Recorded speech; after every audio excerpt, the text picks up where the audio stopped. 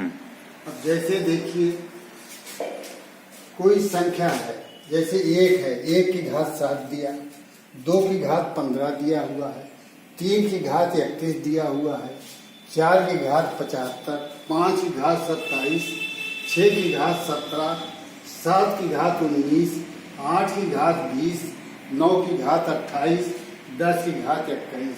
मतलब घात कोई भी संख्या हो सकती है, ये तो ऐसे मैं मान कर लिख दिया हूँ। अब कहा जाए इनका विस्तार करके बताइए कि इकाई के स्थान पर कौन सा अंक आएगा। इनका अगर विस्तार करके पूछा जाए कि इकाई के स्थान पर कौन सा अंक आएगा, तो इसमें 4 संख्याएं तो ऐसी हैं जिनका हमें सिर्फ यही ध्यान देना होगा कि जैसे 1 है,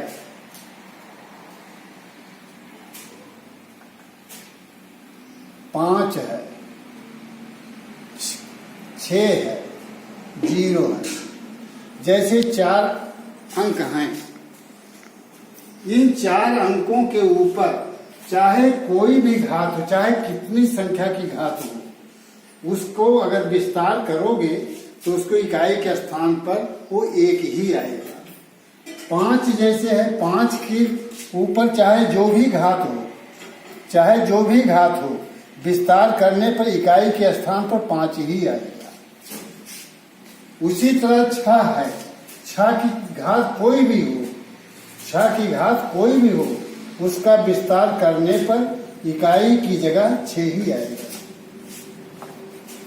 जैसे 0 है, अब कोई भी संख्या जैसे 20 है, 10 है, अब इकाई के स्थान पर 0 है, इसकी चाहे जो भी घात हो, चाहे जो भी घात हो, इसको विस्तार करोगे तो इकाई के स्थान पर 0 ही आएगा। इकाई के स्थान पर 0 ही आएगा। इस तरह से 4 संख्याओं के बारे में तो हमें बिल्कुल क्लियर पता है, स्पष्ट मालूम है कि इनका विस्तार करने पर, अब इन संख्याओं का मतलब क्या है, जैसे कितनी कोई भी बड़ी संख्या हो, जैसे 571, अब इकाई के स्थान पे 1 आ गया।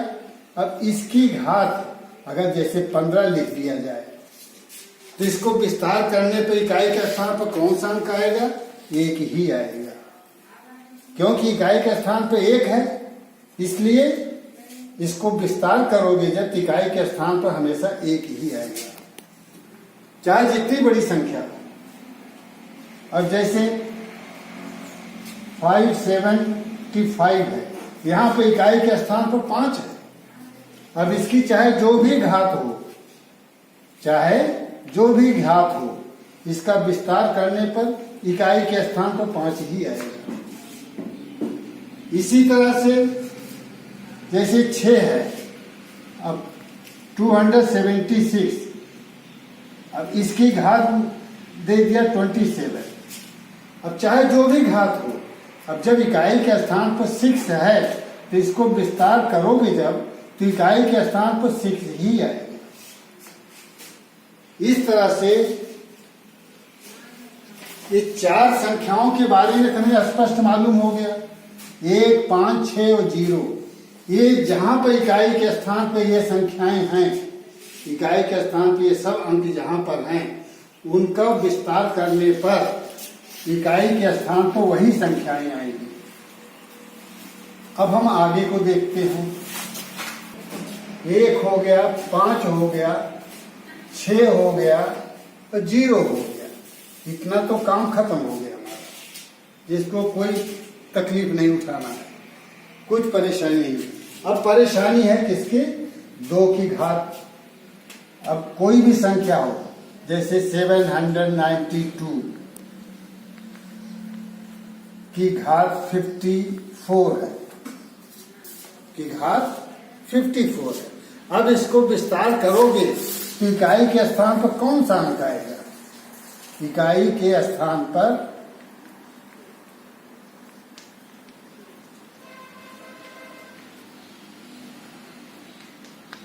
कौन सा अंक आएगा?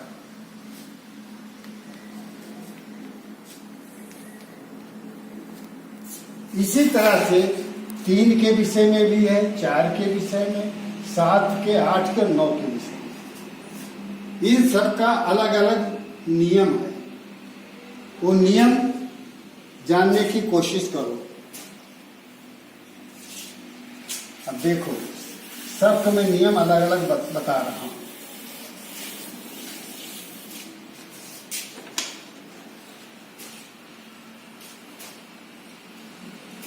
दो की घात के लिए, जैसे 2 की घात n है, अब इस घात n को 4 से भाग दो। इस घात को 4 से भाग दो। n की जगह मान लीजिए 15 है, 16 है, 17 है, कोई भी गिनती हो n की जगह, उस संख्या को 4 से भाग दो।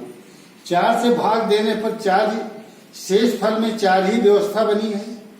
या तो शेष फल 1 आएगा, या तो शेष फल 2 आएगा, या तो 3 आएगा, या 4 आएगा, या 0 आएगा। यही 4 विकल्प है। तो भाग देने के बाद देखो शेष क्या आता है। शेष क्या आता है?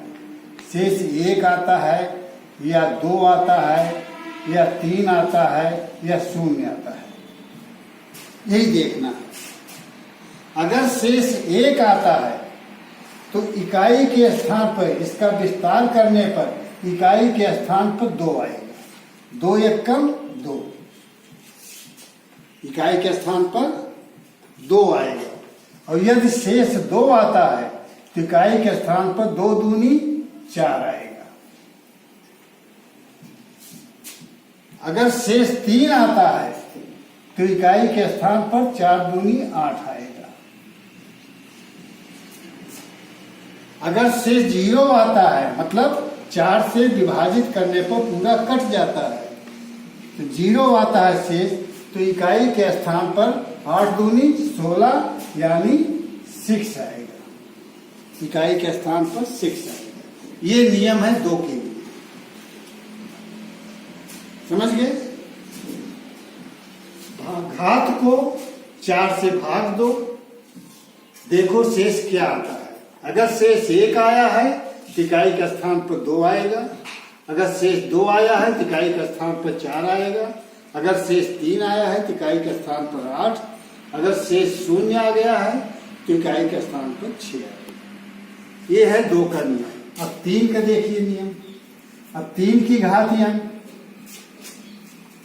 इस घात को 4 से भाग दो। घात को 4 से भाग दो। यहां भी देखो शेष क्या आता है। यहां भी देखो शेष क्या आता है। अगर शेष 1 आए, या 2 आए, या 3 आए, या 0 आए, तो इकाई के स्थान पर क्या है? इसी से जैसे 2 के लिए देखा नियम, उसी तरह 3 का नियम देखो। अगर शेष 1 आता है तो इकाई के स्थान पर 3 एकम 3 आएगा।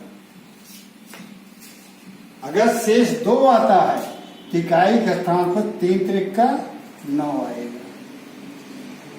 अगर शेष 3 आया है तो इकाई के स्थान पर 9 त्रिक 27 माने 27 का 7 आएगा। शेष इकाई के स्थान पर 7 आएगा। और अगर 0 आया है तो 7 त्रिक 21 इकाई के स्थान पर 1 आएगा। ये 3 का नियम। इसी तरह से 5 का नियम है, तो 5 का कोई नियम नहीं, 5 का तो वैसे पूरा है। इसी तरह से 7 का नियम है, 8 का नियम है, जिसकी घात को 4 से भाग दिया जाता है। 4 और 9 को उसका नियम अलग है, उसको बाद में भी बताऊंगा। पहले 7 और 8 का देख लो। पहले 7 और 8 का नियम। अगर 7 की घात n है, वो संख्या जिसके इकाई के स्थान पर 7 है और पूरी संख्या की घात n है, तो उस घात को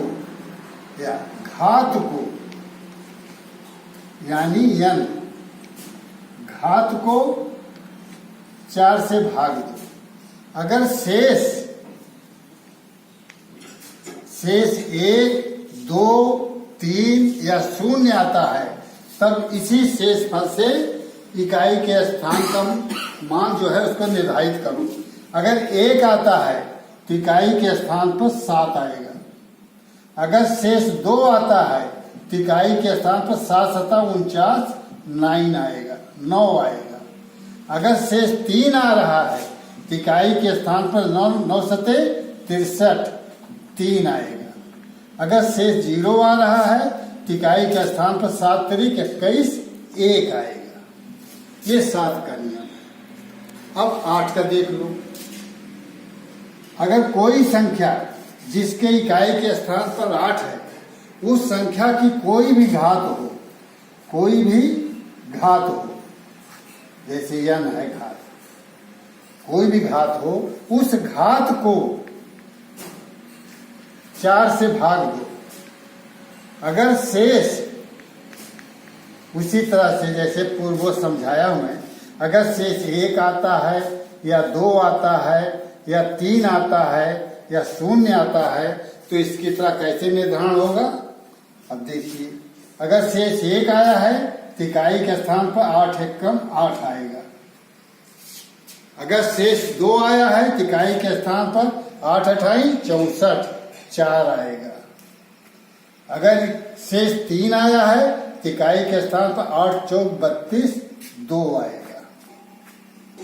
अगर 0 आ रहा शेष तो इकाई के स्थान पर 8 दूनी 16 6 आएगा। ये 8 का नियम है।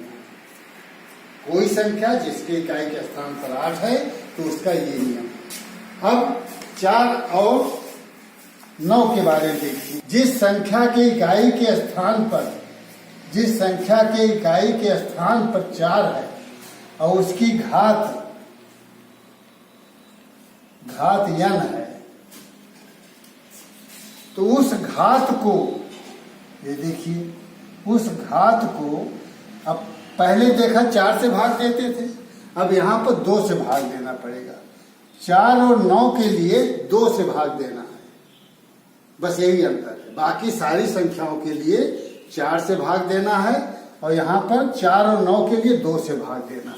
2 से भाग देने पर 2 कंडीशन, 2 विकल्प है, या तो शेष 1 आएगा या तो 0 आएगा 2 से भाग देने पर। तो अब देखिए, ये शेष है। शेष यदि 1 है या 0 है तब हम क्या करेंगे। अब देखिए, अगर शेष 1 है तो इकाई के स्थान पर 4 आएगा। अगर शेष 0 है तो इकाई के स्थान पर 4 चौक 16 6 आएगा। ये नियम है। 9 के लिए देखिए, कोई संख्या जिसके इकाई के स्थान पर 9 है, उसकी घात कोई भी हो, कोई भी घात हो, जैसे n है, उस घात को 2 से भाग दो। उस घात को 2 से भाग दो। अगर शेष 1 या 0 आता है तब इकाई के स्थान पर 9 आएगा, 9 एकम 9। अगर शेष 0 है तो इकाई के स्थान पर 9 9 81 1 आएगा। ये 9 का नियम। अब बाकी 10 अंक होते हैं ना, 10 अंक का मैंने बता दिया। 0 1 5 और 6, इन चारों का नियम। इकाई के स्थान पर इन चारों में से कोई अंक है तो वही अंक आएगा इकाई के स्थान पर। बाकी 2 3 4 7 8 इन संख्याओं के बारे में 9 और शेष 6 संख्याओं के बारे में कौन कौन सा शेष बची। 2 3 4 7 8 9 इन चारों के बारे में मैंने आपको अभी बता दिया कैसे निकालना होता है। 2 3 7 और 8 इन 4 संख्याओं के लिए क्या है, इनकी घातों का 4 से भाग देना है, और 4 और 9 के लिए है इनकी घातों को 2 से भाग देना है। बस यही अंतर है, यही नियम है।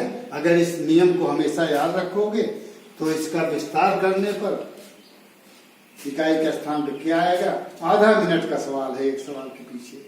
अब कुछ मैं प्रश्न लिख करके उदाहरण दे रहा हूँ।